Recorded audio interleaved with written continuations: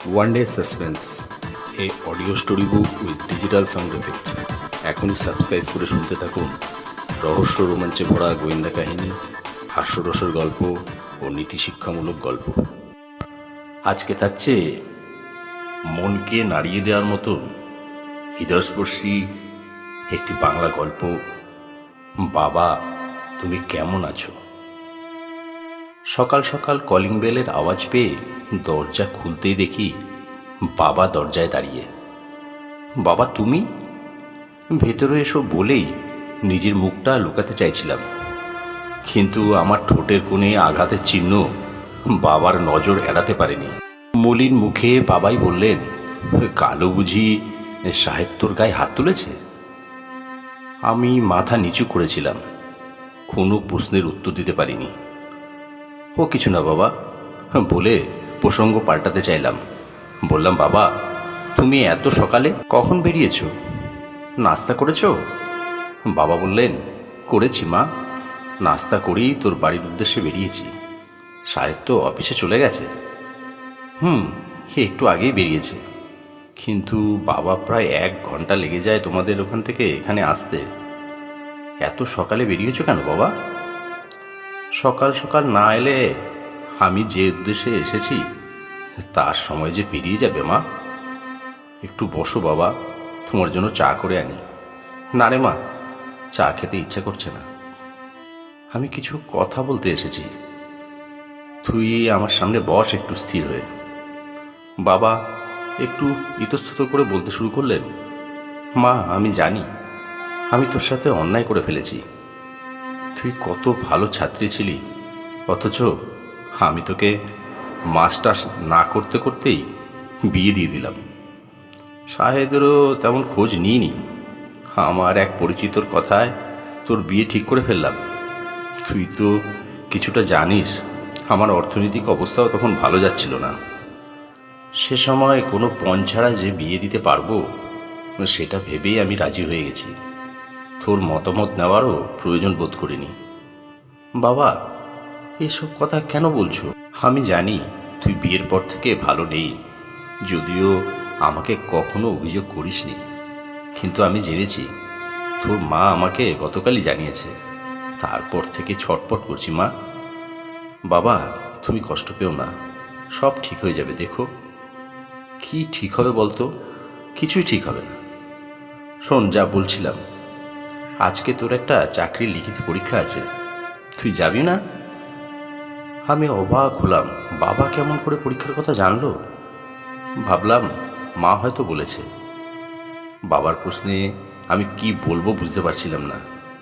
এই পরীক্ষা দিতে যাওয়াকে কেন্দ্র করেই গত রাতে শাহেদ আমার গায়ে হাত তুলেছে। আমার কাছে সদুত্তর না পেয়ে বাবা আমাকে বেশ কড়াকড়ি বললেন, তুই পরীক্ষাটা দিতে যা মা, এই পরীক্ষাটা তোকে দিতেই হবে। আমি আদেশ করছি। আমি জানি কোনোদিন আমার অবাধ্য ছিলি না তুই, আজও আমার কথা শুনবি। আমি পরীক্ষায় তোকে পৌঁছে দিয়ে বাড়ি যাব।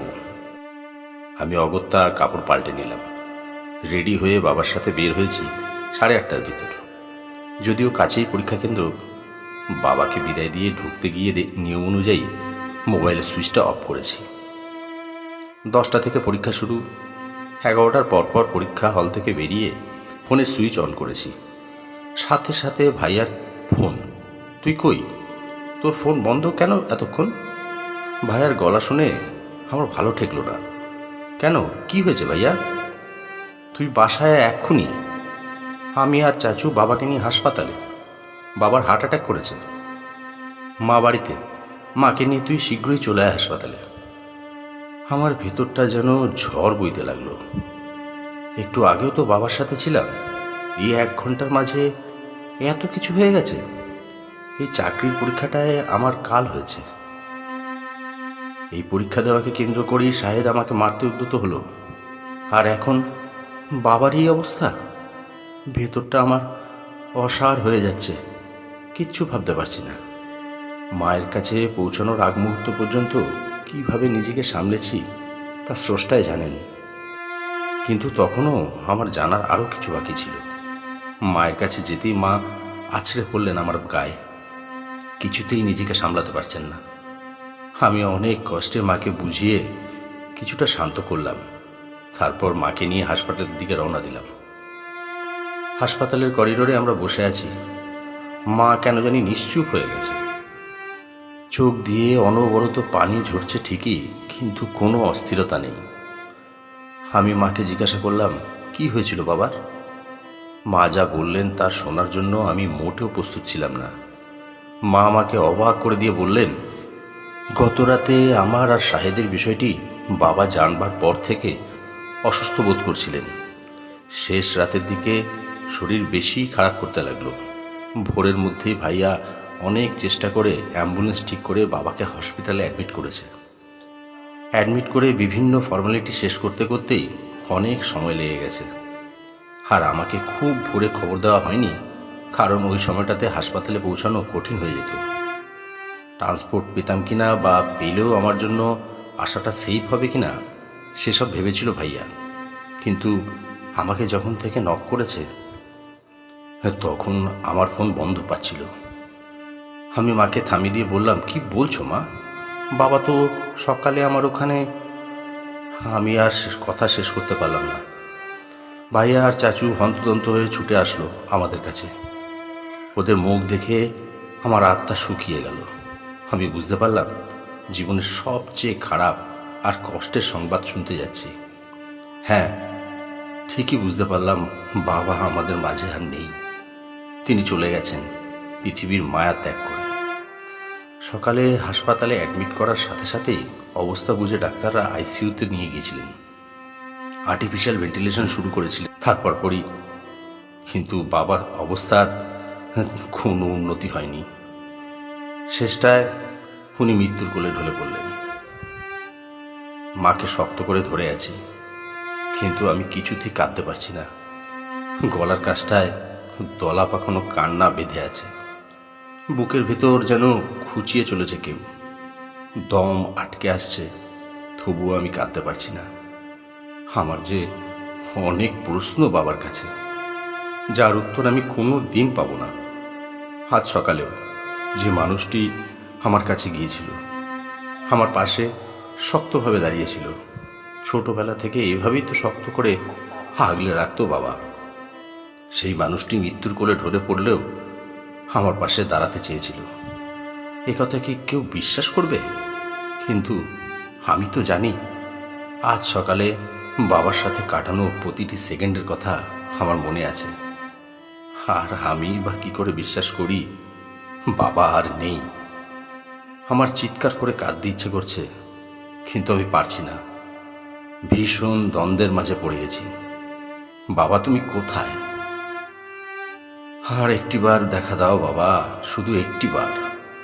বাবাকে হারিয়ে 3টে দিন পেরিয়ে গেছে। নিজেকে সামলে নিয়েছি, কিন্তু মনকে বোঝাতে পারিনি। সেদিনের সকালের ঘটনা আমার মাঝেই চেয়ে রেখেছি। ভাইয়া আর মাকে বলতে পারিনি। কেন জানি না একটা অপরাধ বোধ কাজ করছে। বারবার মনে হচ্ছে আমাকে নিয়ে বাবা কষ্ট পেয়েছিলেন, আর তা সহ্য করতে পারেননি বলেই তিনি মারা গেছেন। কিন্তু মরে গিয়েও কি শান্তি পেয়েছিলেন? তার অতৃপ্ত আত্মা ছুটে এসেছিল আমার কাছে, আমাকে একটা পথ দেখিয়ে দিতে। এই 3 দিনের প্রথম দিন রাতে শাহেদ এ বাড়িতেই ছিল। পরদিন চলে গেছে।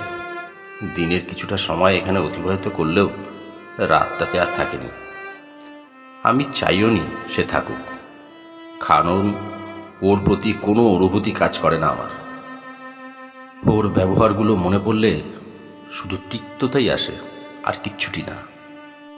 আমার সাদাসিধে জীবনটাকে অসহনীয় করে তুলেছিল সে। তাই ওর থেকে দূরত্বটা আমাকে বরং স্বস্তি দিচ্ছে। এই স্বস্তিটা আঁকড়েই আমি বাঁচতে চাই। কিন্তু পর মুহূর্তে মনে পড়ল ভাইয়া আর মা নিজেদের সামলাবে কি করে। ভাইয়া ছোটোখাটো চাকরি করে, মাকে নিয়ে গুছিয়ে চলতে ওর কষ্ট হবে।